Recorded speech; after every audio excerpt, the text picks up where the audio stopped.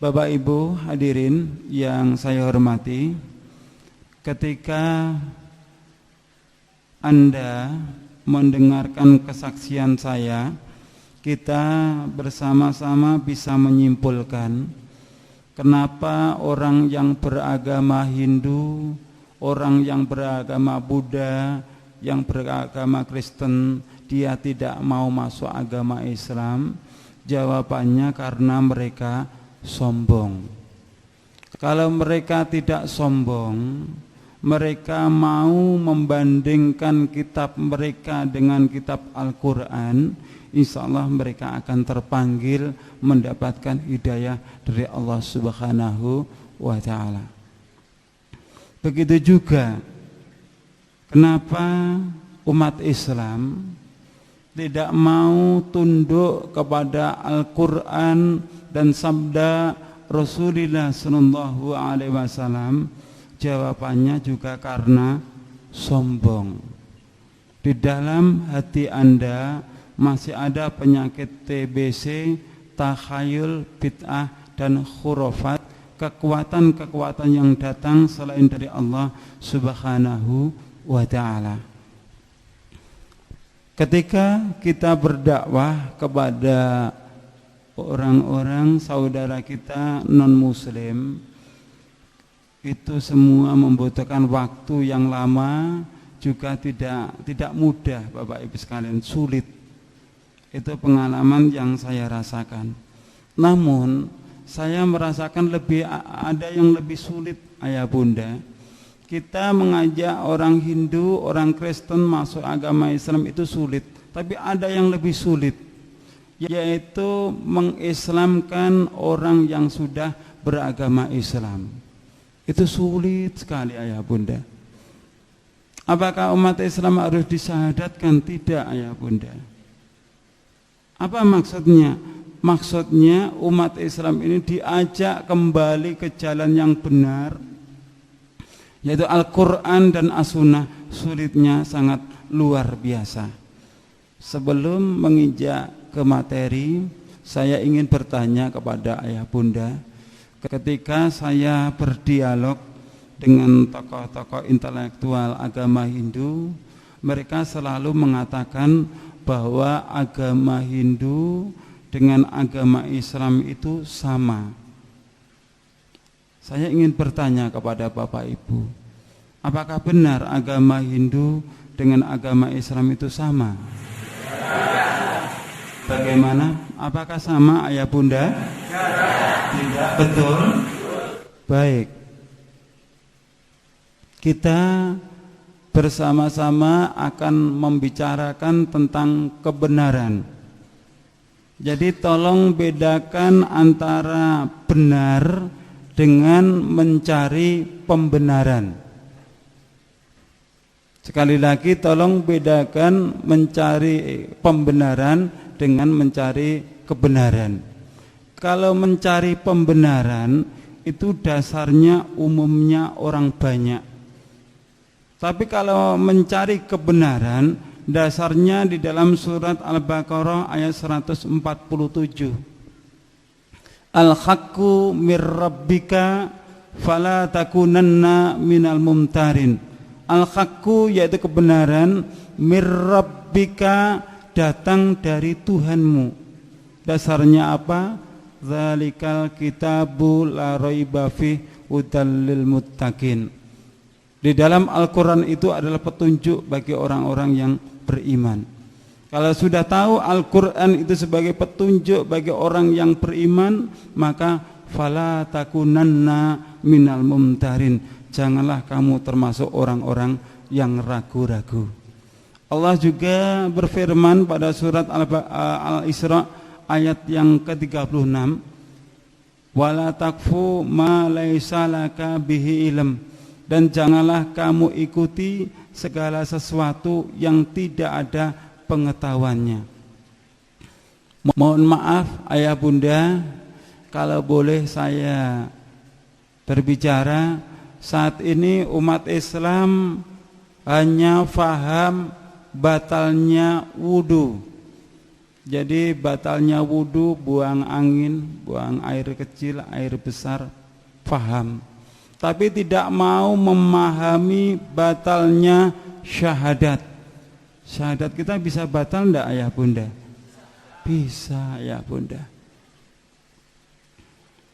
Jadi dalam kesempatan malam hari ini saya tidak akan memberikan nasihat kepada ayah bunda, juga pendengar radio dakwah yang ada di rumah. Saya tidak akan memberikan nasihat, tapi justru saya datang ke sini malah justru ingin menimba ilmu. Saya yang justru ingin bertanya. Saya akan memberikan kesaksian tentang ajaran agama Hindu. Setelah saya nanti memberikan kesaksian agama Hindu, karena kita yang hadir di sini ini semuanya beragama Islam, maka wajib kita tinggalkan. Jenengan setuju enggak? Jenengan setuju enggak ayah bunda? Anda tidak usah ragu dengan kemampuan saya. Saya mempelajari kitab Bhagavad Gita, Yajurveda, Rigveda, Samaveda, Atharvaveda, Samaveda tidak kurang selama 25 tahun. Saya juga sebagai sarjana agama Hindu, mantan sarjana agama Hindu. Jadi kesempatan yang sangat berbahagia ini kita pergunakan sebaik-baiknya. Kalau yang faham Al-Quran, yang faham Al-Hadis adalah Bapak Ibu sekalian. Karena Bapak Ibu sudah lahir sejak kecil beragama Islam. Saya yang duduk di hadapan Bapak Ibu, dengan jujur saya katakan, dengan segala keterbatasan saya ini adalah orang yang bodoh. Bisa dipahami ayah bunda? Allah juga memuji kita dalam firman-Nya, kuntum khaira ummatin ukhrijat linnas ta'muruna bil ma'ruf wa tanhauna 'anil munkar. Kamu adalah umat yang terbaik yang dilahirkan untuk manusia. Namun ada konsekuensinya ayah bunda. Surat Al-Imran ini ada persyaratannya. Apa persyaratannya? Ta'muruna bil ma'ruf wa tanhauna 'anil munkar. Kamu berani menyampaikan yang ma'ruf adalah ma'ruf, yang mungkar adalah mungkar, yang hak adalah yang hak, yang batil adalah batil.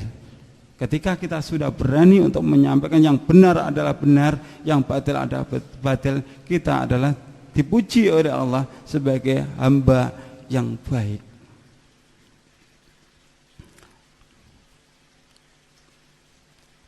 Saya mempunyai pertanyaan yang pertama, tolong dijawab dengan jujur.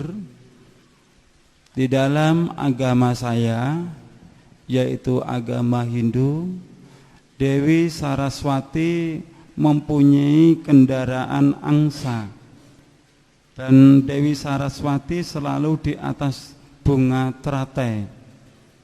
Di dalam agama Hindu, angsa dilarang untuk disembelih.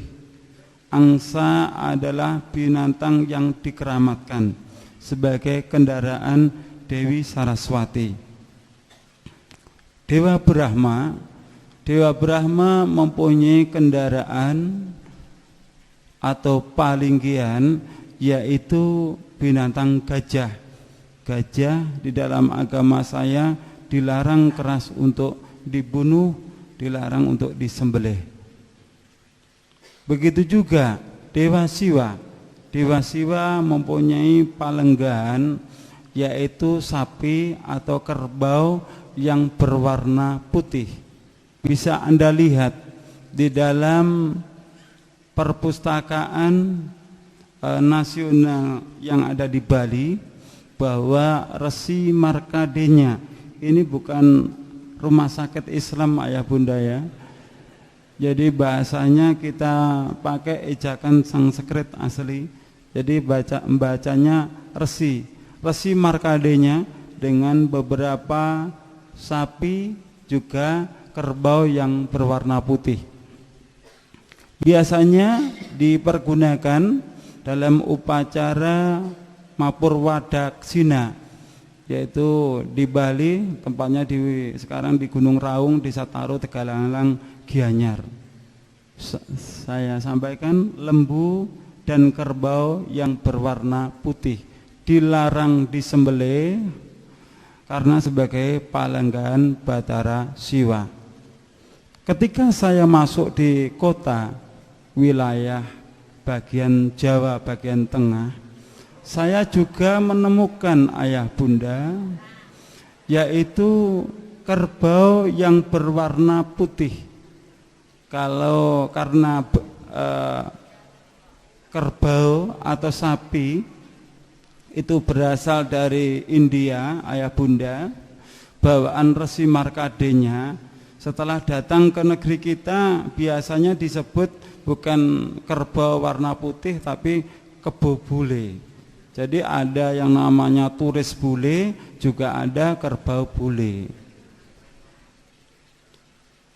Saya amati ayah bunda bahwa kemerdekaan Republik Indonesia ini diperoleh atas dukungan dan prakasa para ulama-ulama kita, termasuk ada Kiai Ahmad Dahlan, ada Kiai Hasyim Asy'ari yang mendukung perjuangan kemerdekaan Republik Indonesia. Jelas Kiai Ahmad Dahlan, Kiai Hasyim Asy'ari. Tapi setelah saya masuk di wilayah tengah, apa juga di sini ini ya ini, saya menemukan gelar ulama, Pak Kiai, Pak Ustadz dipakai di kerbau ini ayah bunda. Saya menemukan kerbau yang berwarna putih namanya Kiai Slamet. Pertanyaan saya ayah bunda, sejak kapan kerbau ini jadi kiai? Dan kalau boleh tahu, ya, hati kita masa tidak tersentuh? Masa yang namanya kiai tidak pernah pakai baju, bahkan tidak pernah pakai celana dalam ayah bunda, buang air juga di sembarang tempat. Terus di sini setiap tahun ayah bunda diarak bukan 1-2 orang, ribuan manusia berebut kotoran Kiai Kebo Slamet ayah bunda. Katanya kerbau ini bisa mendatangkan berkah, kotorannya pun juga bisa sebagai obat sebuah penyakit. Beberapa waktu yang lalu saya investigasi di kandangnya Kebo Slamet ini. Saya tidak mau manggil kiai karena dia hanya binatang ayah bunda. Ternyata sampai di sana, yang mana di setiap tahunnya kotorannya ini direbutkan, di kandangnya itu kotorannya banyak sekali ayah bunda. Jadi setelah saya di Jawa Timur atau di luar Jawa, saya sarankan kepada saudara-saudara kita, kalau Anda datang, apa benar di Solo itu? Kebo Slamet apa benar di Solo ayah bunda? Saya sarankan kepada mereka, jangan datang di acara ritual itu, datang aja di luar bulan itu. Kalau Anda mencari kotorannya Kebo Slamet, cari aja di sana, ndak usah bawa kantong plastik, bawa aja truk. Ndak usah berebutan ayah bunda. Masa lo kelasnya Solo muncul beberapa ustadz yang luar biasa, jam terbangnya tinggi, yang seperti ini masih diyakini ayah bunda. Jenengan percaya ndak kalau ini bisa mendatangkan berkah? Alhamdulillah. Yang saya herankan yang mengelola ini ya, orangnya juga punya derajat, dia orang yang terpandang, makanannya juga bergizi, pendidikannya pun juga menengah ke atas, tapi uteknya gak digawe sayang. Semoga beliau mendengarkan apa yang saya sampaikan, tidak sakit hati tapi segera tobat gitu loh. Pertanyaan yang kedua, di dalam agama saya, ketika memberangkatkan mayat ke kuburan, biasanya di dalam agama saya diwajibkan dipamitkan di depan rumah Setelah dipamitkan di depan rumah, biasanya ada tradisi berobosan. Jadi berobos dari arah kanan ke kiri, dari kiri ke arah kanan. Setelah saya masuk agama Islam, Bapak Ibu sekalian, karena Hindu meyakini bahwa berobosan itu sebagai wujud bakti kepada orang tua, juga salam kepada dewa yang ada di nirwana. Di kalangan masyarakat Islam juga ada tradisi berobosan. Di Solo sini apakah juga ada yang namanya berobosan?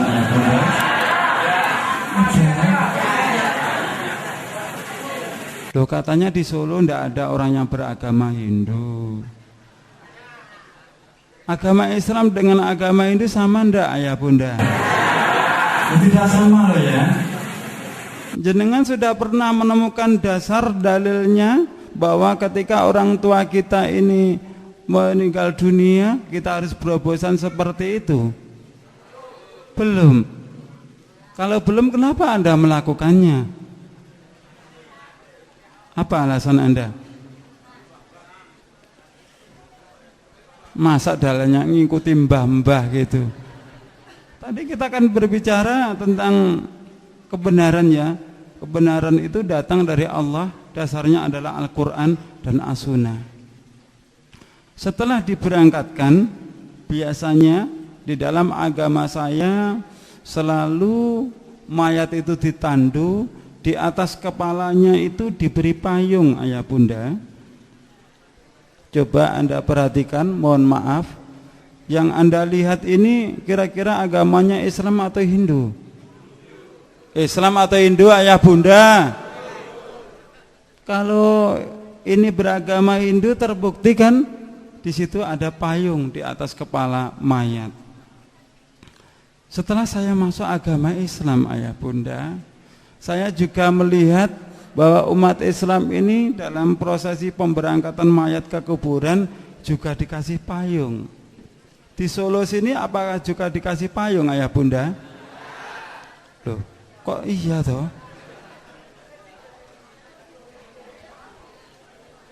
Apa alasannya ketika orang tua kita meninggal dunia, dibawa ke kuburan, dikasih payung? Panas. Anda berani mengatakan karena panas? Anda pernah mati toh, ayah bunda? Belum, jangan. Belum pernah mati kok mengatakan panas gitu loh. Wah, nanti akan dibawa ke padang mahsyar. Di padang mahsyar bawa payung. Masuk akal gitu loh. Begitu juga dalam pemberangkatan mayat, biasanya di dalam agama Hindu mempergunakan bunga. Bunga itu dipergunakan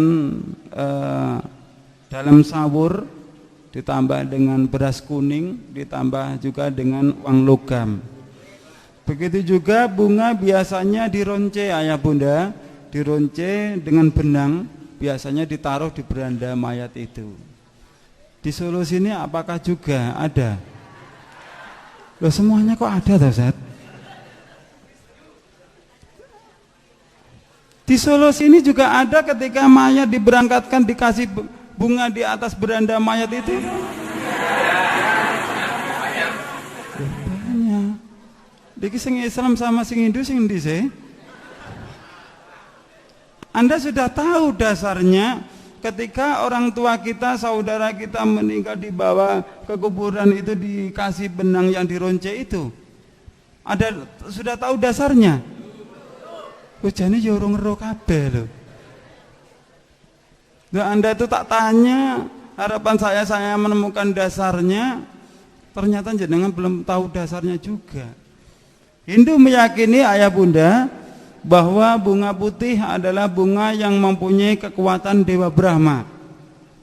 Bunga merah mempunyai kekuatan Dewa Siwa, bunga kuning mempunyai kekuatan bunga merah, mohon maaf, kekuatan Dewa Wisnu, bunga kuning mempunyai kekuatan Dewa Siwa.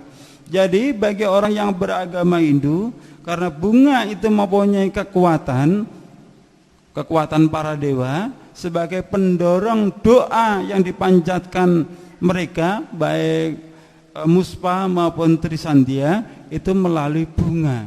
Jadi bunga sebagai pengharum juga pendorong doa. Masyarakat kita menjelang bulan suci Ramadan juga seperti itu, ayah bunda, berbondong-bondong ke kuburan juga bawa bunga. Wonten Solo nggih ngaten nah.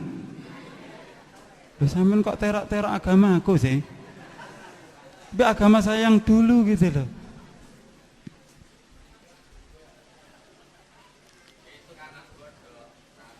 Pertanyaan yang ketiga, tolong jawab dengan jujur kalau ayah bunda memang tahu dasarnya.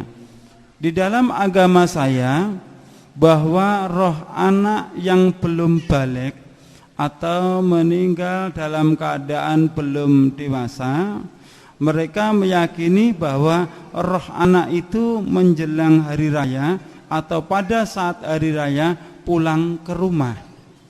Sebagai penghormatan roh anak kepada penghormatan orang tua kepada roh anak, maka orang tuanya biasanya menyediakan kupat.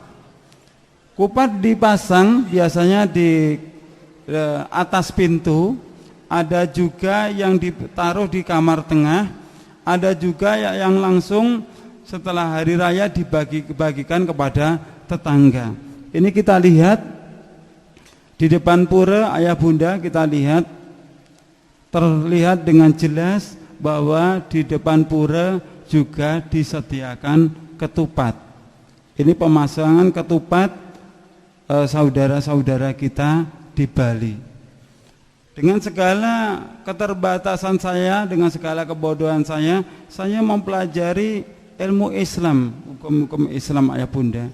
Setelah saya mempelajari agama Islam, saya menemukan bahwa di dalam agama Islam ini ada 2 hari raya, yaitu hari raya Idul Fitri, juga hari raya Kurban atau hari raya Idul Adha. Namun kenyataannya ayah bunda, di dalam agama Islam hari raya 3, Idul Fitri, Idul Adha, juga hari raya Kupatan. Apa betul ayah bunda? Anda sudah pernah tahu dasarnya apabila kita hari raya Idul Fitri terus diteruskan hari raya Kupatan? Jenengan jawab dengan jujur ayah bunda. Di sini ada hari raya Kupatan itu? Ada ya bunda? Semuanya nggak ada tahu dasarnya, nggak tahu perintahnya, kok ada kabeh ya Pak? Ini coba kita lihat. Ini tepatnya di Jawa Timur, di wilayah Duren Trenggalek. Ini Kupatan yang dilakukan oleh saudara-saudara kita, dan Kupatan ini yang mereka lakukan sehabis hari raya Idul Fitri. Bukan kecil Pak, besar sekali. Kupatnya besar sekali. Kalau yang besar itu kira-kira dimakan orang 20 baru bisa habis.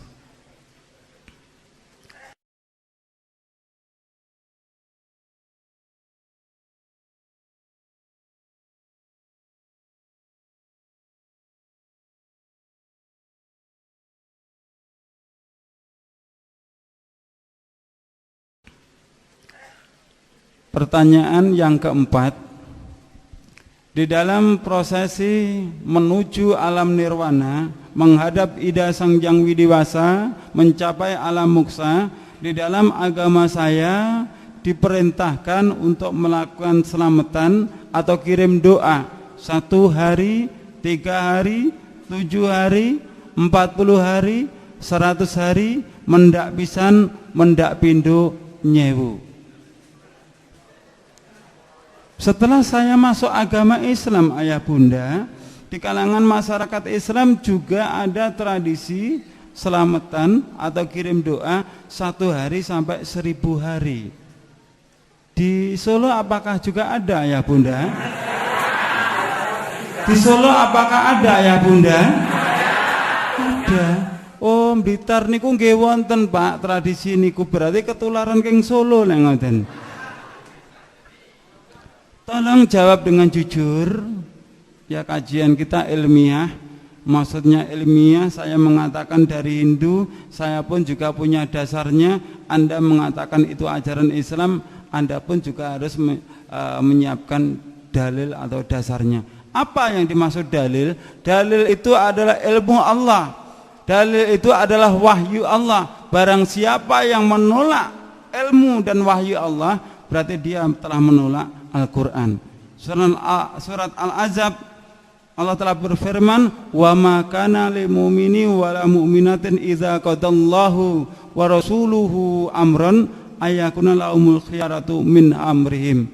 Dan tidak pantas disebut seorang laki-laki yang beriman, dan tidak pantas disebut wanita yang beriman ketika Allah sudah memutuskan suatu perkara, dia mencari hukum selainnya. Tidak pantas disebut sebagai laki-laki beriman dan wanita yang beriman. Tolong jawab dengan jujur ayah bunda, Anda sudah pernah menemukan dasarnya ayah bunda? Anda sudah pernah menemukan dasarnya ayah bunda?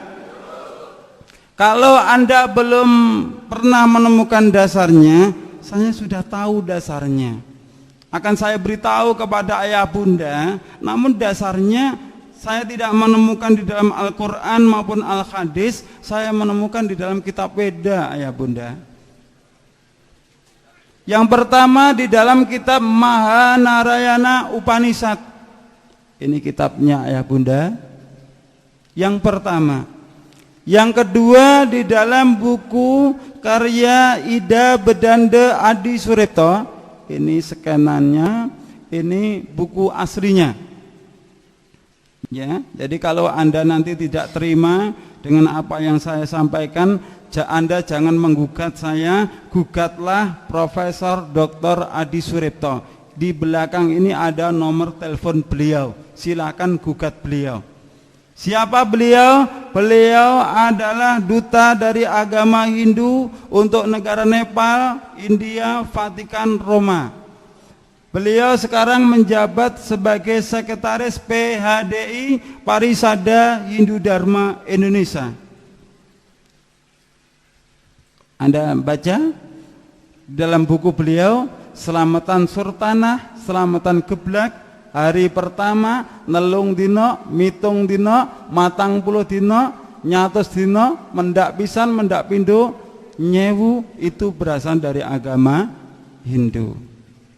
Bahkan beliau dengan berani mengatakan nilai Hindu sangat kuat mempengaruhi budaya Jawa, yang maksudnya di dalam kandungan juga diatur dengan aturan agama Hindu, ada telonan, ada tingkepan.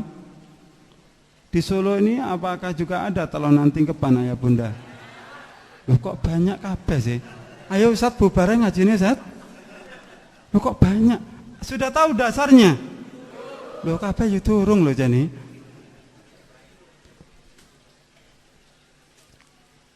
Di media Hindu, jelas ayah bunda ya, bukan media Islam, jelas media Hindu. Anda baca filosofis upacara nyewu 1000 hari di Banyuwangi, jelas kan, media Hindu.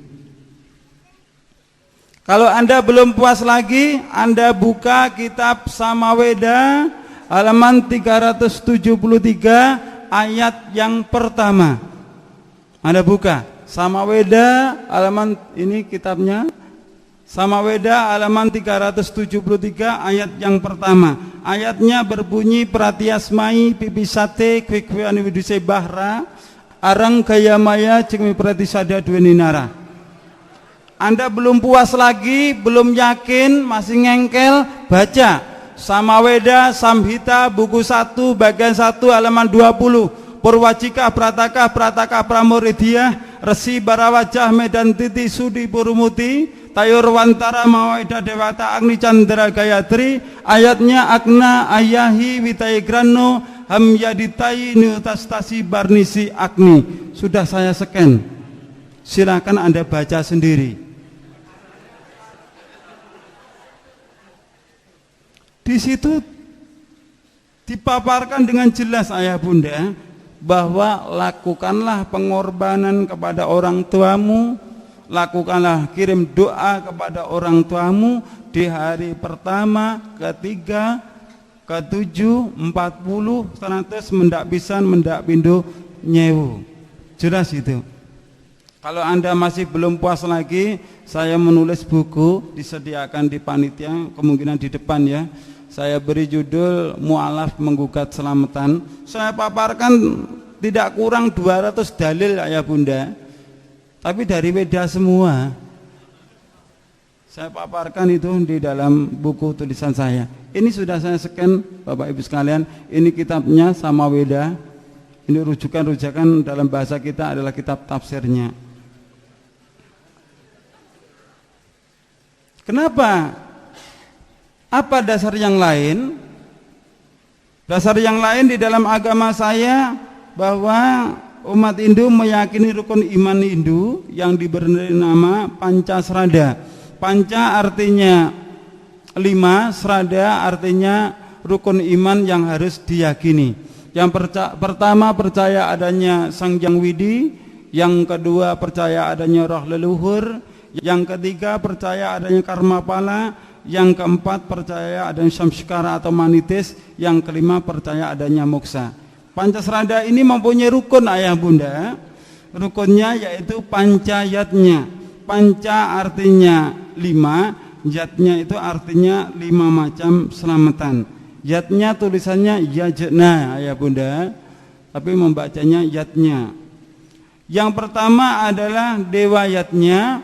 Dewa yatnya itu selamatan yang ditujukan kepada Ida Sang Hyang Widiwasa, atau dalam bahasa yang lain Memetri Bapa Kuwasa Ibu Pertiwi. Yang kedua yaitu selamatan Pitrayatnya. Pitrayatnya itu yang artinya dalam bahasa Indonesia yaitu selamatan yang ditujukan kepada leluhur. Jadi saat itu melakukan selamatan, tapi hadiahnya dihadiahkan kepada leluhur. Yang ketiga yaitu selamatan manusiayatnya, dalam bahasa kita yang artinya selamatan yang ditujukan pada hari kelahiran. Biasanya di kampung-kampung itu melakukan selamatan hari kelahiran, tapi di kota tidak ada selamatan hari kelahiran, biasanya ulang tahun. Kalau masih 7 tahun lilinnya 7, kalau 10 tahun lilinnya 10, sampai usia 70 tahun tetap diulang tahun nih lilinnya 70. Orang tuanya suruh niup satu persatu, setelah ditiup lilin 70 mati semua, orangnya juga mengembuskan nafas yang terakhir. Yang keempat yaitu selamatan resiyatnya, selamatan yang ditujukan kepada guru, kirim doa yang ditujukan kepada guru.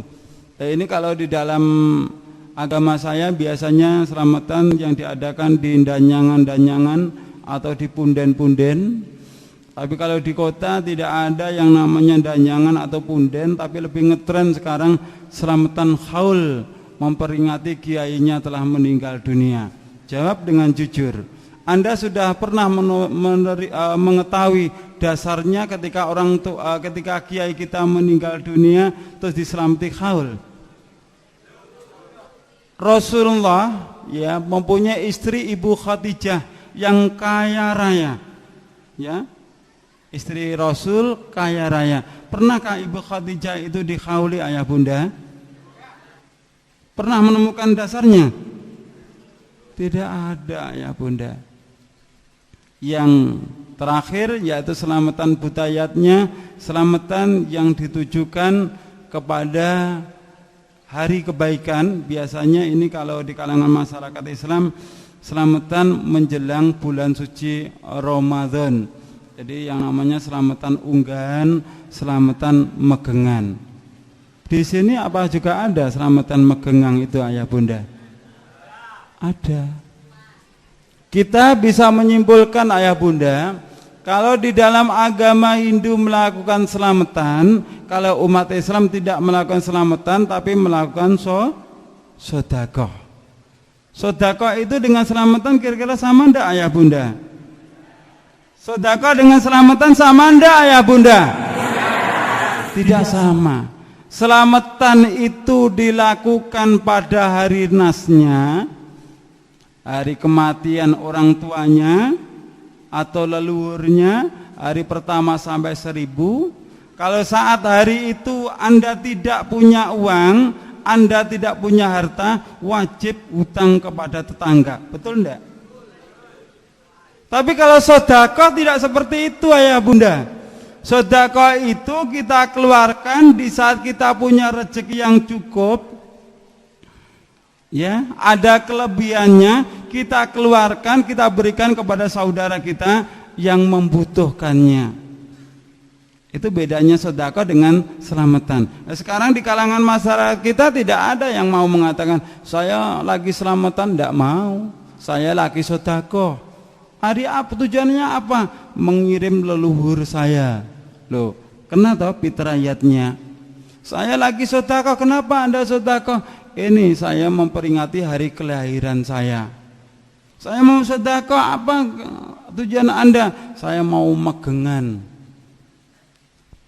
Terpaut dengan ajaran-ajaran agama Hindu. Yang benar itu saat kita melakukan sedekah itu menjelang bulan suci Ramadan atau di bulan suci Ramadannya, ya bunda?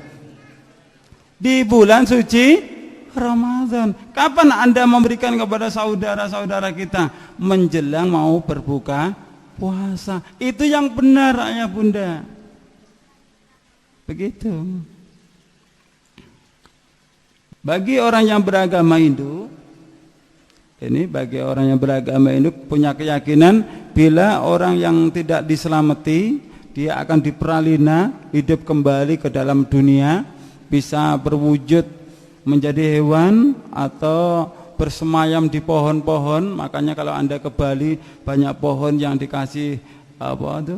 Kasih kain-kain itu karena mereka meyakini rohnya ada di pohon itu, dan juga bersemayam di barang-barang yang bertuah termasuk keris, jimat dan sebagainya. Makanya di dalam agama saya setiap hari Sukra Umanis, Sukra itu Jumat, Umanis itu Legi, biasanya kerisnya atau jimatnya diberi sajen-sajen, diberi minuman kopi. Itulah alasannya kenapa mereka melakukan sajen-sajen. Di masyarakat kita juga seperti itu. Ketika mereka punya yang namanya keris, jimat, setiap malam Jumat lagi juga diberi bunga, diberi sajen-sajen. Ini bagi mereka yang tidak mau selamatan. Yang mau melakukan selamatan langsung tiketnya masuk ke dalam surga. Itu bagi orang yang beragama Hindu. Ini prosesnya. Dari kecil dewasa bisa kembali kepada Tuhannya, bahkan yang sudah tua bisa menjadi seorang dewa.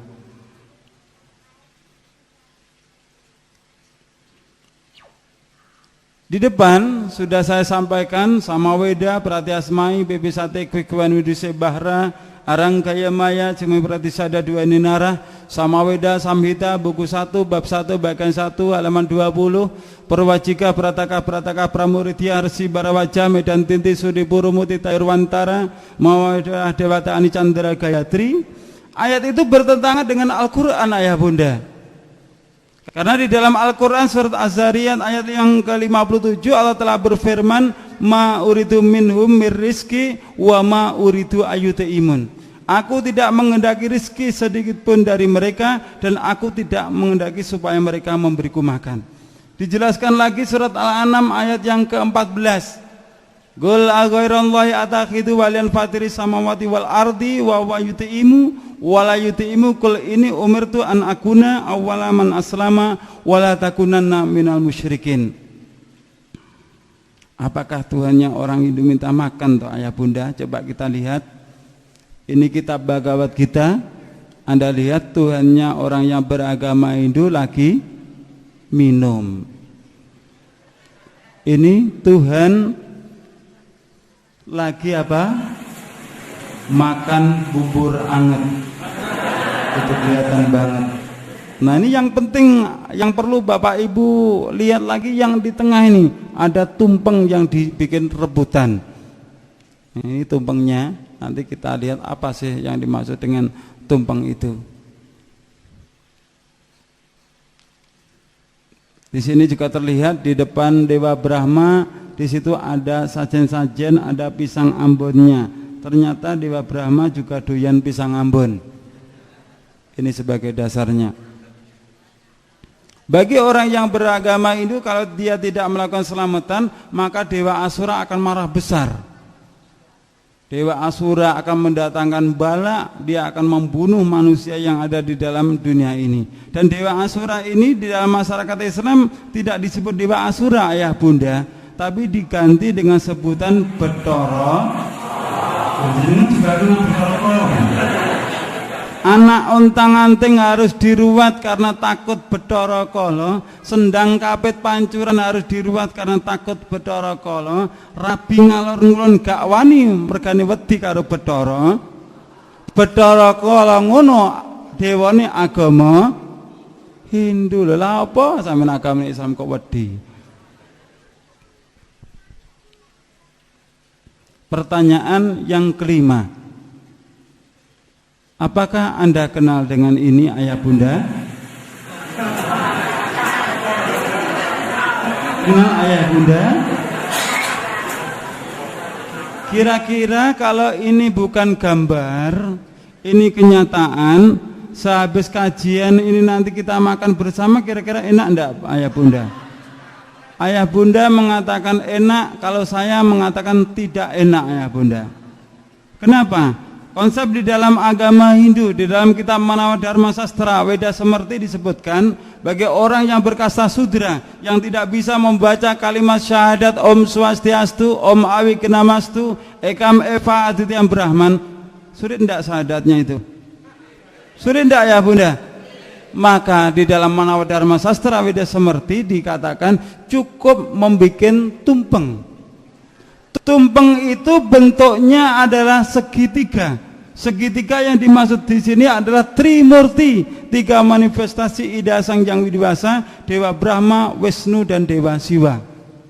Dan umat Hindu mengatakan barang siapa yang sudah membuat tumpeng berarti dia sudah beragama Hindu. Kira-kira ucapan saudara kita itu bisa terjadi enggak? Ada imbasnya enggak sama kita? Rasulullah telah bersabda, "Man tasabbaha biqaumin fahuwa minhum." Barang siapa yang bertasabuh menyerupai suatu kaum, maka dia termasuk golongannya. Loh, saya mau tasakuran Ustaz. Saya mau syukuran, bagaimana kalau seperti ini tidak boleh, bikin tumpeng tidak boleh. Anda tidak usah tasabuh kepada orang yang beragama Hindu, tidak usah bikin tumpeng, tapi Anda ratakan saja.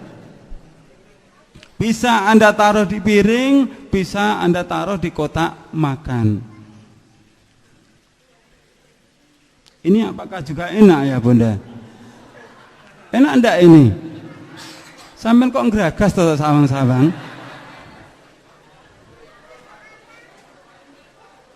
Coba ini langsung kita ambil, tapi di desa dari orang yang beragama Hindu, tolong dibandingkan. Yang ini dengan yang ini sama ndak ayah bunda? Jawab dengan jujur, yang ini dengan yang ini sama ndak ayah bunda? Kira-kira yang pakai kopiah ini beragama Islam atau Hindu? Masa wong Hindu gaya kopiah kayak ngono rek? Ini saudara kita ayah bunda. Coba Anda baca. Ini terjadi juga di mana? Di Klaten ayah bunda. Anda lihat ya. Budaya Jawa hanya tinggal sejarah bila orang Jawa keluar dari agama Hindu. Ya. Budaya Jawa hanya tinggal sejarah bila orang Jawa keluar dari agama Hindu. Tadi ketika saya bertanya kepada ayah bunda, saya tanya, katanya, kenapa Anda melakukan itu? Karena mengikuti nenek moyang. Betul seperti itu? Coba Anda baca surat Al-Baqarah ayat 170. Wa idza qila lahum ittabi'u ma anzalallah qalu bal nattabi'u ma alfaina 'alaihi aba'ana aw kana aba'uhum la yaqiluna syai'a wa la yahtadun. Dan apabila dikatakan kepada mereka, ikutilah apa yang telah diturunkan Allah, mereka menjawab, tidak, kami hanya mengikuti apa yang telah kami dapati dari perbuatan nenek moyang kami. Ada juga Al-Maidah ayat yang ke-104, bisa Anda buka. Kalau Anda pernah membaca buku yang saya tulis, Mu'alaf Menggugat Selamatan, maka Anda bisa merasakan betapa mudahnya beramal soleh, bersedekah, baik orang yang kaya maupun orang yang miskin. Bahkan di dalam media Hindu ini dituliskan, Gubernur Bali keluhkan proposal ritual miliaran rupiah. Umat Hindu di Jembrana Bali menurun jumlahnya gara-gara sulit mencari janur, gara-gara tidak mampu melakukan selamatan, dia pindah agama, masuk agama Islam. Wong Hindu utake digawe. Gara-gara dia tidak mampu beli janur, tidak mampu melakukan selamatan, dia pilih masuk agama Islam. Karena Islam tidak pernah ditekan. Anda hari ini tidak bisa sedekah, harus bisa. Anda harus hutang kepada tetangga. Itu bukan ajaran Islam, ayah bunda. Islam tidak ada paksaan seperti itu. Kalau Anda mampu, keluarkanlah sedekah Anda. Kalau tidak ada, Anda belum mampu atau Anda tidak punya, Anda justru wajib menerima sedekah. Lu penak lo. Aku wong Hindu iso ngomong kok sampean gak iso piye sih?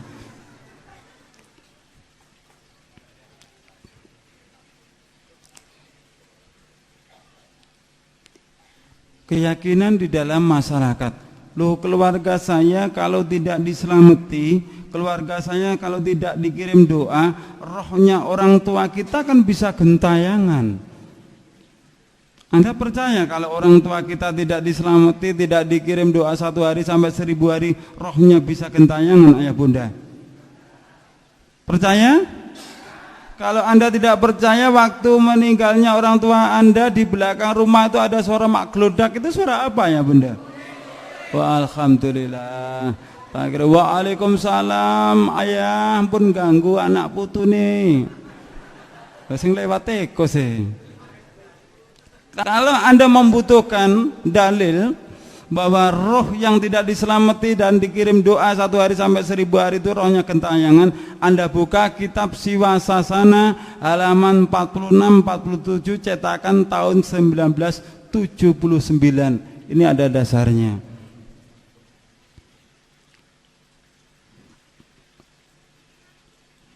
Di dalam Al-Quran juga surat Az-Zumar ayat yang ke-42 Allah telah menjelaskan, Allah memegang jiwa orang ketika matinya dan memegang jiwa orang yang sebelum matinya di waktu tidurnya. Maka dia tahan jiwa orang yang telah dia tetapkan kematiannya dan dia lepaskan jiwa yang lain sampai waktu yang ditetapkannya. Maksudnya orang yang mati itu rohnya ditahan oleh Allah sehingga tidak dapat kembali ke tubuhnya. Dan orang yang tidak mati hanya tidur saja, rohnya dilepaskan lagi.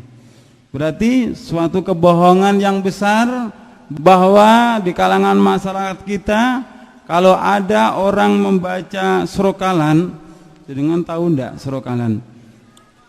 Ya Nabi salam alaika, ya Rasul salam alaika, ya Habib salam alaika, sholawatullah alaika. Biasanya jamaahnya disuruh berdiri menghormati kehadirannya ruhnya Rasulullah sallallahu alaihi wasallam. Anda percaya kalau ruhnya Rasulullah habis dibacakan itu akan hadir? Anda buka surat Az-Zumar tadi, ya. Anda buka surat Az-Zumar ayat 42 sebagai barang bukti lagi bahwa ketika Rasulullah sallallahu alaihi wasallam Isra Mi'raj, di langit pertama ketemu dengan ruhnya Nabi Adam, di langit kedua ketemu ruhnya Nabi Isa, sampai ketemu ruhnya Nabiullah Ibrahim. Kok bisa ketemu? Karena ruhnya itu ditahan oleh Allah Subhanahu wa ta'ala. Ada enggak potensi untuk balik lagi ke dunia? Tidak ada ya Bunda. Karena ayatnya fayum sikul ladzi qada 'alaihal maut, maka dia tahan jiwa orang yang telah ditetapkan kematiannya. Lalu bagaimana ajaran umat Islam bahwa kalau kita itu disuruh orang tua, kalau kita itu tidak mau, berarti kita itu anak yang durhaka, maka Anda buka surat yang ke-31 ayat yang ke-15. Di dalam ayat ini Allah jelaskan, dan jika kedua orang tuamu memaksakanmu mempersekutukan dengan aku sesuatu yang tidak ada pengetahuan, yang tidak ada perintahnya, maka kamu jauhi dia. Jangan kau ikuti walaupun itu adalah kedua orang tuamu, tapi kamu tetap berhubungan baik dengan mereka. Pertanyaan yang terakhir, setelah saya paparkan tadi dengan jelas, dengan gamblang, saya ingin bertanya kepada ayah bunda, Anda apakah pernah diundang dalam acara 1 hari, 3 hari, 7 hari, 40 hari, 100 hari, mendak pisan, mendak pindho nyewu? Apakah pernah ayah bunda? Berapa kali ayah bunda? Kok ndak terhitung toh ayah bunda? Apakah Anda pernah dipaksa menghadiri acara itu ayah bunda? Anda dipaksa? Jane yo ora dipaksa loh. Loh Pak, saya kan diberi undangan kan Pak. Kalau diberi undangan itu kan wajibnya datang. Kalau saya tidak datang berarti kan berdosa. Kalau Anda diberi undangan, syaratnya itu undangan itu Anda baca dulu. Ya, Anda baca dulu. Kalau ini Anda baca acaranya walimahan ajaran Islam bukan? Anda datang enggak? Oh, acaranya akekawan ajaran Islam. Anda datang enggak? Oh, acaranya 100 harian. Anda datang enggak ayah bunda? Ono sing datang, ono sing tidak. Kira-kira ayah bunda, ketika kita diundang, kita mendatangi acara itu, kira-kira boleh enggak ayah bunda? Jawabannya ada 2 ya bunda. Kita boleh datang dan kita juga tidak boleh datang. Kita boleh datang dengan catatan bertujuan untuk berdakwah. Ya, jelas ya, tujuan kita untuk berdakwah, bukan bersilaturahim, karena silaturahim sudah diatur oleh Allah dan Rasulnya. Tujuan kita berdakwah, karena tujuan kita untuk berdakwah, sampaikan kepada yang punya hajat, yang hadir di situ. Pak, Bu, saya sudah ngaji. Kebetulan yang ngaji itu mantan pendeta dari agama Hindu. 1 hari sampai 1000 hari seperti ini bukan ajaran Islam, Bu. Ini adalah ajaran agama Hindu. Itu boleh Anda datang. Anda berani enggak ayah bunda? Menyampaikan seperti itu berani enggak ayah bunda? Kalau Anda enggak berani, Anda tidak usah datang. Setelah Anda mendengarkan apa yang saya sampaikan, ada pendapat dari masyarakat kita, loh, kalau kita datang kan juga bisa mendoakan orang tua kita, mendoakan leluhur kita. Kan berarti kan baik tuh, mendoakan orang tua, leluhur. Mungkin di Solo juga punya keyakinan seperti itu. Kalau kenyataannya itu benar, pendapat Anda itu benar, tentu sudah dilakukan oleh Rasul dengan para sahabat. Kira-kira Rasulullah itu dengan kita itu pintar mana ya bunda? Kalau Anda mengatakan pintar saya, pintar kita, lho dek nopo Rasulullah ini dadi bodoh ya bunda. Setelah Anda tahu dasar dari kedua sisi agama besar ini, Kira-kira setelah sehabis kajian ini Anda nanti berani tidak menyampaikan di dalam masyarakat kalau yang seperti itu adalah ajaran Islam, ajaran Hindu? Berani tidak? Berani? Allah Subhanahu wa taala telah berfirman pada surat At-Taubah 111, "Innallaha ashtara minal mu'minina anfusahum wa amwalahum bi anna lahumul jannah." Sesungguhnya Allah telah membeli dari orang-orang mukmin diri mereka, harta mereka dengan jaminan surga.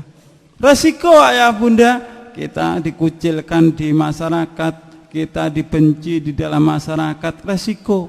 Tapi jangan lupa, resiko itu dibeli oleh Allah dengan jaminan surga.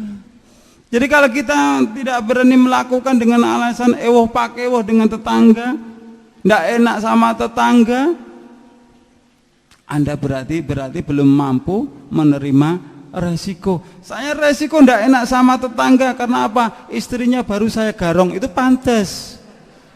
Gitu loh. Tapi kalau tidak enak gara-gara kita menegakkan Al-Quran dan As-Sunnah, jangan lupa ya bunda, Al-Quran dan As-Sunnah itulah petunjuk bagi kita kalau kita kepingin selamat di dunia sampai di akhirat nanti. Sudah sampai di sini. Mungkin sebelum saya tutup, ada beberapa pertanyaan yang diajukan kepada saya berkaitan dengan materi yang sudah saya sampaikan. Saya harapkan Anda bertanya tentang ajaran Hindu, bukan bertanya dasar Al-Quran maupun Al-Hadisnya, karena yang paham adalah Anda sendiri. Silakan. Iya, itu tadi ceramah dari Ustadz Abdul Aziz. Gimana Bapak Ibu? Banyak yang kesindir Bapak Ibu. Bukan maksud menyindir Bapak Ibu ya. Tapi kenyataannya memang seperti itu. Dan semoga menambah kekuatan kita untuk memeluk dinul Islam ini. Amin ya rabbal alamin. Baik, saya beri kesempatan untuk Bapak Ibu dua penanya dulu. Satu ikhwan, satu akhwat. Bismillahirrahmanirrahim. Assalamualaikum warahmatullahi wabarakatuh. Dalam mendengar hal ini, saya berterima sekali dengan hal-hal yang ada dalam kehidupan di masyarakat, terutama di masyarakat saya ini. Asal saya dari Bekasi. Ternyata apa yang dikatakan oleh beliau Ustadz Abdul Aziz, ternyata memang di dalam kehidupan kita masyarakat Islam notabene memang sama agama Hindu, dan juga mereka di masyarakat ya ini tentang kepercayaan mereka pada ruh-ruh harus, seperti agama Hindu juga mempercayai seperti itu. Yang saya pertanyakan, apa asal usul antara masyarakat Indonesia dengan agama Hindu? Nah itu mungkin asal usulnya, kesamaan itu. Mungkin hanya ini dari saya. Assalamualaikum warahmatullahi wabarakatuh. Waalaikumsalam. Dari Mas siapa? Dari Ahmad Yono. Ahmad Yono ya. Nama saya Ibu Mariatun dari Sawit Boyolali. Di masyarakat saya kebiasaan mengadakan pengajian atau yasinan yang dimulai dengan mengadakan ngirim kepada orang tua atau sanak saudara yang dikhususkan ila hadratin Nabil Mustafa atau khususon ila Abdul Qadir Jailani. Bagaimana menurut Bapak, kalau memang ini boleh atau tidak? Alhamdulillah. Sekian, terima kasih. Assalamualaikum warahmatullahi wabarakatuh. Waalaikumsalam warahmatullahi wabarakatuh. Ibu Mariyati, terima kasih. Mungkin langsung dijawab Ustadz, silahkan. Terima kasih atas pertanyaan yang pertama. Jadi ayah bunda, agama Hindu itu muncul pertama di lembah Sungai Indus, yang mana keyakinannya itu adalah animisme dan dinamisme. Setelah 300 tahun kemudian di lembah Indus dimasuki oleh bangsa Arya Samaj yang menyembah sapi. Siapa dia? Dialah orang-orang yang murtad menjadi kaumnya Nabi Musa alaihi wasallam. Akhirnya penyembah sapi datang ke area ke lembah Sungai Indus, dan disitulah hubungan orang bangsa Arya sama dengan bangsa lembah Indus semakin akrab. Terciptalah kitab yang pertama kali, yaitu kitab Rigveda, kitab tertua di dalam agama Hindu. Jadi jelas bangsa Arya itu adalah orang-orang Yahudi. Orang Yahudi juga menyembah sapi. Itu. Terus kapan Hindu itu masuk ke Indonesia? Di abad yang ke-8. Ada Resi Markadenya, Buku Teran, Siddhimarta dan sebagainya. Itu pertanyaan yang pertama. Kalau pertanyaan yang kedua kayaknya lebih fase saya. Jadi kalau saya dulu pernah belajar juga tawasul seperti itu, ila khadaratin Nabi Mustafa sallallahu alaihi wasallam wa ala alihi wa aswajihi wa dzurriyyatihi lahumul Fatihah bi'idnillahi ta'ala wa bisyafaati Rasulillah sallallahu alaihi wasallam wa bi karamati Syahadul Qadir radhiyallahu anhu lahumul Fatihah. Fase ndak ya Bunda? Jujur, kula siyen tukang ngoten niku ngoten. Karena sampai saat ini saya belum pernah menemukan dalilnya, dasarnya, sementara saya ini berhenti dulu. Saya diundang juga ndak mau, disuruh ngimami juga ndak mau. Kenapa? Kuwatir penyakit kula kumat malih ngoten. Jadi Ibu nun sewu kula nggih mboten sumerep dasaripun. Nggih. Bagaimana dengan keterkaitan 1 hari sampai 1000 hari itu yang dibacakan surat Yasin, surat Al-Falaq, Anas, bahkan doanya Rabbana atina fid dunya hasanah menurut pandangan Islam. Jadi Bapak Ibu sekalian, surat Yasin hak dari Allah, surat Ikhlas, surat Falaq hak dari Allah. Rabbana atina fid dunya hasanah wa fil akhirati hasanah wa qina adzabannar hak ayatnya Allah. Tapi walaupun itu hak dari Allah, Anda bacakan di acara 1 hari, 7 hari, 40 hari, 100 hari, mendak pisan mendak bidonnya Bu. Tadi sudah saya buktikan dengan jelas bahwa 1 hari sampai 1000 hari itu miliknya orang agama Hindu. Anda telah mencampur adukan antara yang hak dengan yang batil. Anda telah mencampur adukan antara ajaran Hindu dengan ajaran agama. Anda telah mencampur adukan antara ajaran Hindu dengan ajaran agama. Allah mengingatkan, wala talbisul haqqa bil batili wa ta'tumul haqqa wa antum ta'lamun. Dan janganlah engkau campur adukkan antara yang hak dengan yang batil, dan janganlah engkau sembunyikan yang hak itu sementara engkau mengetahui. Umat Islam semuanya sadar, oh ini tidak ada dasarnya. Iya, tidak ada dasarnya, tapi ada keperluan lain. Mohon maaf, kalau di zaman para sahabat, Ammar bin Yasir itu demi membela kalimat la ilaha illallah, keluarganya sampai dibunuh, keluarganya disiksa. Itu demi mempertahankan kalimat la ilaha illallah. Tapi zaman sekarang sudah berbeda ya Bunda. Baca la ilaha illallah, pulang dikasih berkat, pulang dikasih sangu. Betul enggak? Oh, sampean tukang ngono nek no. Coba kita buka surat Al-Maidah ayat yang ketiga. Al-yauma a'maltu lakum dinakum wa atmamtu alaikum nikmati wa raditu lakumul islamadina. Hari ini telah kusempurnakan agamamu. Tidak ada cacat di dalam agama Islam itu. Sempurna. Dan kuridhoi Islam itu sebagai agamamu. Jadi bagi Anda beragama Kristen, Hindu, Buddha, kalau Anda ingin mendapatkan ridhonya Allah, harus masuk agama Islam. Dan kalau sudah beragama Islam, Anda akan mendapat ridhonya kalau Anda benar-benar tunduk kepada Al-Quran dan sabda Rasulullah Sallallahu Alaihi Wasallam. Apa tujuan Anda hidup di dalam dunia? Halo? Halo? Apa tujuan Bapak Ibu hidup dalam dunia? Fadlam minallah wa ridwana, mencari karunia dan ridha Allah Subhanahu wa ta'ala. Bagaimana kita akan mendapatkan ridhonya Allah kalau hidup kita tidak menurut aturan-aturan dari Allah Subhanahu wa ta'ala? Sak geleme dhewe tidak bisa ya Bunda. Ada lagi pertanyaan? Saya Abu Rois dari Klaten. Saya membaca dalam kitab Al-Iman. Dalam kitab itu menerangkan bahwa Nabi Muhammad SAW itu secara tersirat juga dicantumkan dalam kitab Samaweda.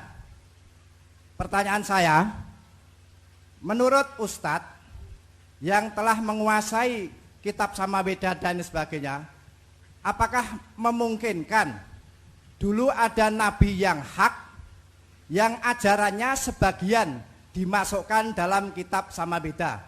Karena memang kenyataannya Nabi Muhammad adalah sebagai penutup para nabi dan sebagai nabi terakhir, dan itu kok bisa masuk dalam kitab Samaweda? Apakah mungkin dulu ketika awal-awal agama Hindu itu ada nabi yang hak namun ajarannya diselewengkan dan sebagian masuk dalam kitab Samaweda itu? Terima kasih. Ya, ini dari Ummu Atikah ya. Assalamualaikum Ustadz. Waalaikumsalam. Apa filosofi film anak-anak Krishna di TV, dan tolong diberikan penjelasan agar sebagai orang tua bisa menasehati anak-anak dan ibu-ibu tentang bahaya terselubung film tersebut. Jazakallah khair. Ya, demikian Ustadz pertanyaan dari Ummu Atikah. Silakan Ustadz Abdul Aziz. Sedikit saya jelaskan kepada Bapak Ibu sekalian beberapa pertanyaan yang sudah saya jawab. Kita dalam negeri kita Indonesia ini biasanya masyarakat kita dalam dua golongan besar, terutama dari Nahdlatul Ulama juga dari Muhammadiyah. Kalau kita kembalikan pada sejarah, sebenarnya Nahdlatul Ulama maupun Muhammadiyah itu pedomannya sama. Kalau Anda tidak percaya, Anda buka Muktamar Nahdlatul Ulama Rabiul Tsani 1926, Lajnah Taif wan Nasr LTN NU Jatim dalam problematika hukum aktual Islam. Kiai Hasyim Asy'ari mengambil hukum dari Imam Syafi'i. Na'am ma yaf'aluhun nasu minal ijtima' indal ahli mayit wa sun'it ta'ami minal bid'il munkarat allati yuthabu ala mang'iha. Tidak usah diterjemahkan Bapak Ibu ya. Tidak usah diterjemahkan Bapak Ibu, ngerti kan? Tuh kok enggak? Sama Islam suwi gak ngerti bahasa Arab ta? Iya, berkumpul di dalam keluarga mayit mulai 1 hari, 7 hari sampai 1000 hari itu adalah bid'ah mungkarat. Bid'ah yang diingkari agama, haram. Jelas itu. Anda buka kitab Al-Um dalam syarah I'anatut Talibin. Ya, Anda buka. Jelas itu. Nah, di situ tidak tertulis bid'ah hasanah ya Bunda. Namun di dalam masyarakat kita, tidak semua bid'ah itu dolalah. Bid'ah itu ada yang hasanah. Padahal jelas itu adalah bid'ah dolalah. Masyarakat kita kebanyakan mengaku pengikutnya Imam Syafi'i, tapi tidak pernah mengerti apa yang dibawa, misi yang dibawa oleh Imam Syafi'i. Bahkan kitab Al-Um sampai detik ini loh belum tahu itu. Ngomong pengikutnya Imam Syafi'i. Jadi yang dari Nahdlatul Ulama, yang dari Muhammadiyah semuanya sama, setuju dengan yang dibawa oleh Imam Syafi'i dalam kitab Al-Um tadi. Namun setelah muktamar itu masih sahih ya Bunda, sampai detik ini belum ada yang mencabut itu. Sampai di Surabaya itu pedomannya dari Imam Syafi'i, tapi setelah sampai di Solo kok berubah ya Bunda. kok berubah itu. Baik, itu sebagai penjelasan lanjut. Terus tadi Bapak menanyakan tentang Rasulullah di dalam kitab Weda. Benar ayah bunda, kalau nanti saya diberi kesempatan akan saya paparkan dengan jelas bahwa Allah itu mengutus nabi sebanyak berapa ayah bunda? 124.000 nabi. Tapi rasulnya cuma 25 rasul. Dari beberapa nabi itu yang terakhir di dalam kitab Bawisa Purana ada seorang resi yang mengatakan, "Oh raja, engkau jangan datang kepada orang bodoh itu.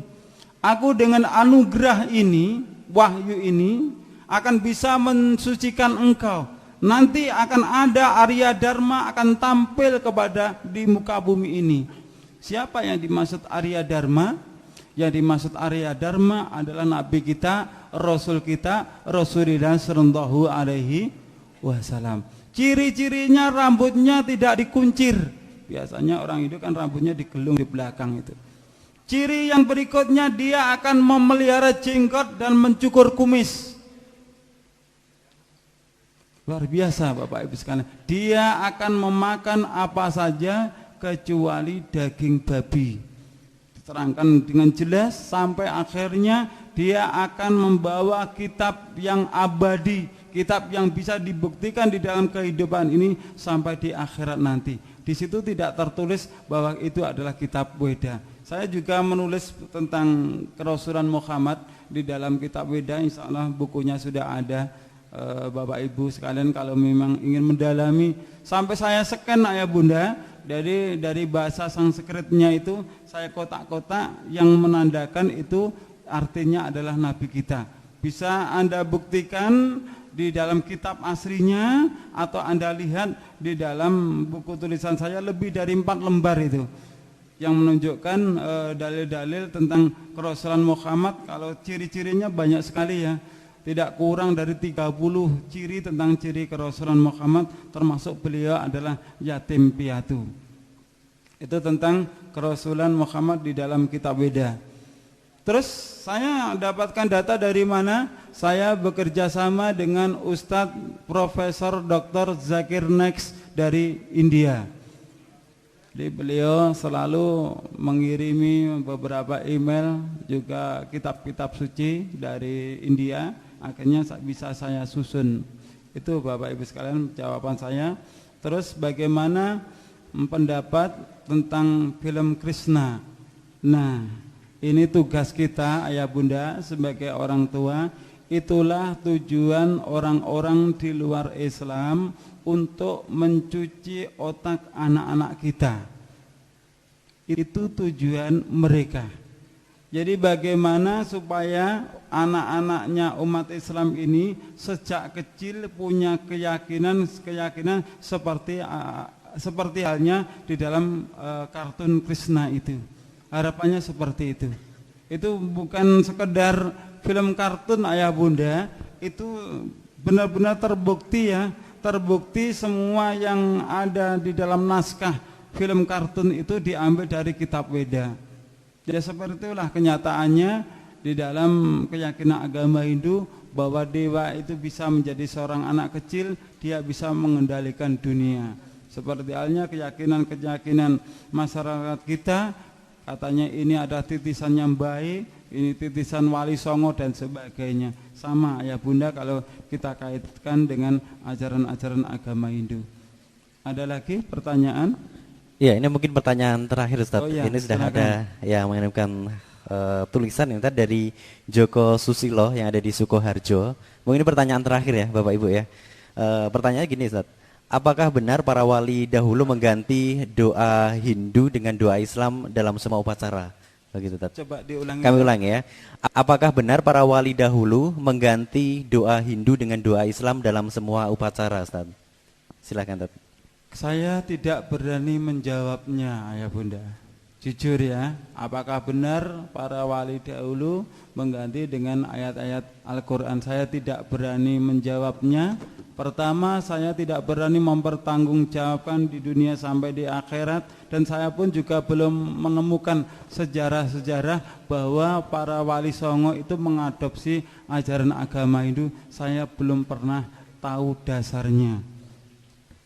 Karena keterbatasan saya, mungkin kalau Anda pernah punya buku atau membaca sejarah-sejarah, insya Allah saya membutuhkannya. Saya tidak mau melecehkan para pejuang-pejuang kita. Kalau memang itu adalah benar, tentu Bapak Ibu sekalian kita menyadari pada saat itu Islam di negeri kita ini masih minoritas, yang mayoritas agama Hindu.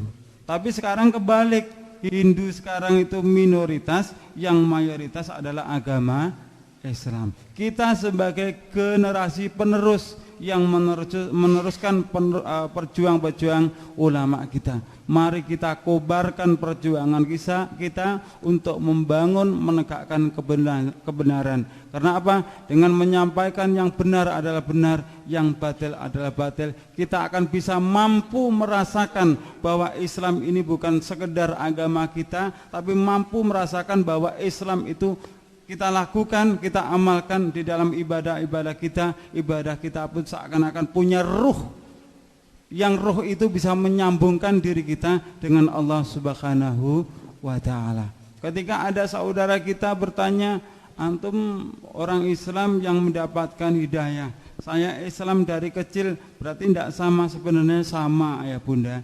Yang Anda rasakan sama dengan yang saya rasakan, terkecuali kita belum sepenuhnya mengambil hukum-hukum dari Al-Quran dan sabda Rasulullah Sallallahu Alaihi Wasallam. Ketika kita benar-benar tunduk pada Al-Quran dan As-Sunnah, kita akan merasakan kebahagiaan itu.